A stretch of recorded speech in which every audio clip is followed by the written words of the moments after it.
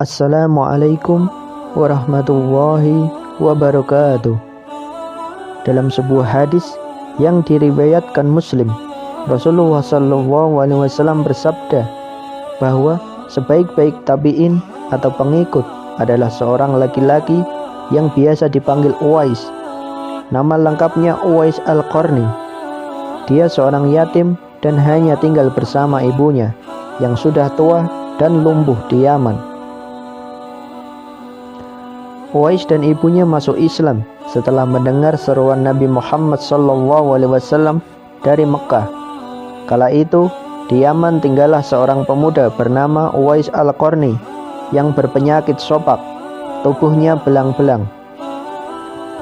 Walaupun cacat, ia adalah pemuda yang soleh dan sangat berbakti kepada ibunya. Ibunya adalah seorang wanita tua yang lumpuh. Uwais senantiasa merawat dan memenuhi semua permintaan ibunya. Hanya satu permintaan yang sulit ia kabulkan. "Anakku, mungkin ibu tak lama lagi akan bersama dengan kamu.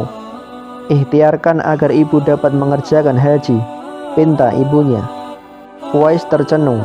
Perjalanan ke Mekah sangatlah jauh melewati padang pasir tandus yang panas.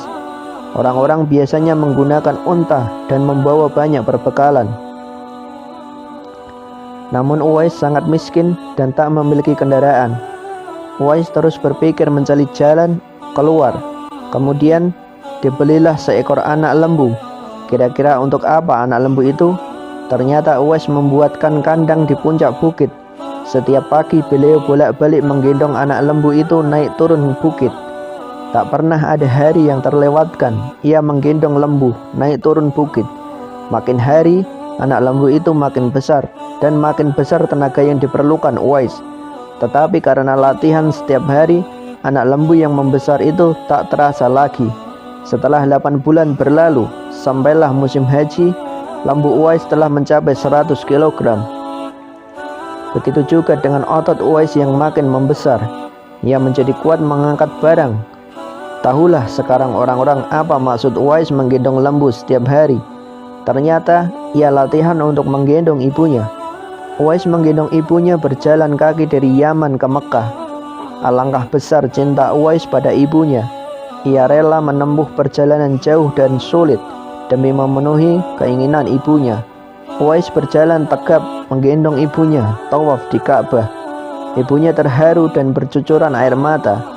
Telah melihat Baitullah di hadapan Ka'bah, ibu dan anak itu berdoa, "Ya Allah, ampuni semua dosa ibu," kata Uwais. "Bagaimana dengan dosamu?" tanya ibunya heran.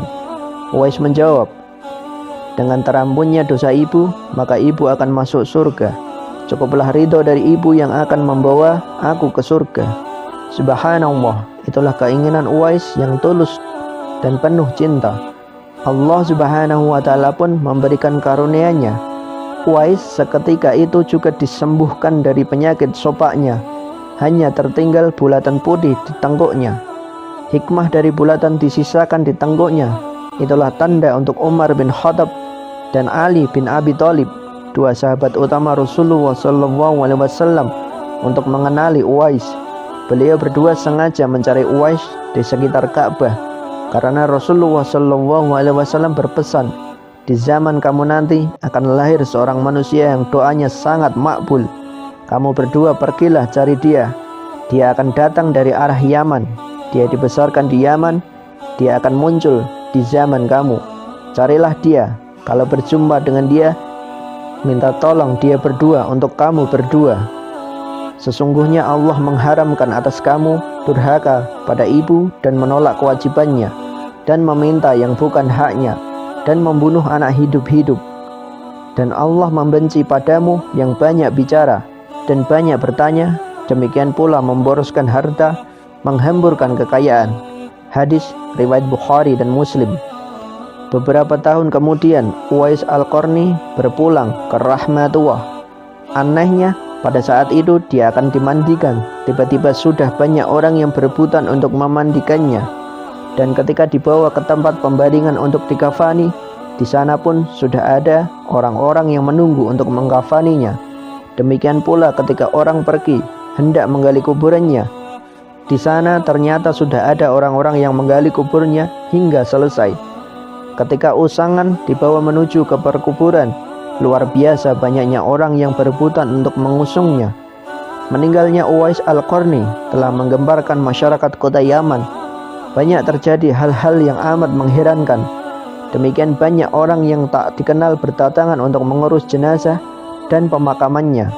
Padahal Uwais Al-Qarni adalah seorang fakir yang tidak dihiraukan orang. Sejak saat itu, sejak ia dimandikan sampai ketika jenazahnya hendak diturunkan ke dalam kubur, di situ selalu ada orang-orang yang telah siap melaksanakannya terlebih dahulu. Penduduk kota Yaman tercengang. Mereka saling bertanya-tanya, siapakah sebenarnya engkau, wahai Uwais Al-Qarni? Bukankah Uwais yang kita kenal hanyalah seorang fakir yang tak memiliki apa-apa, yang kerjanya sehari-hari hanyalah sebagai pengembala domba dan unta? Tapi ketika hari wafatmu, engkau menggambarkan penduduk Yaman dengan hadirnya manusia-manusia asing yang tidak pernah kami kenal. Mereka datang dalam jumlah sedemikian banyaknya. Agaknya mereka adalah para malaikat yang diturunkan ke bumi hanya untuk mengurusi jenazah dan pemakamanmu. Berita meninggalnya Uwais Al-Qarni dan keanehan-keanehan yang terjadi ketika wafatnya telah tersebar kemana-mana. Baru saat itu penduduk Yaman mengetahui siapa sebenarnya Uwais Al-Qarni. Selama ini tidak ada orang yang mengetahui siapa sebenarnya Uwais Al-Qarni, disebabkan permintaannya kepada Khalifah Umar radhiyallahu anhu dan Ali radhiyallahu anhu agar merahasiakan tentang dia. Barulah di hari wafatnya mereka mendengar sebagaimana yang telah disabdakan oleh Nabi sallallahu alaihi wasallam bahwa Uwais Al-Qarni adalah penghuni langit. Wallahu a'lam bishawab. Semoga bermanfaat.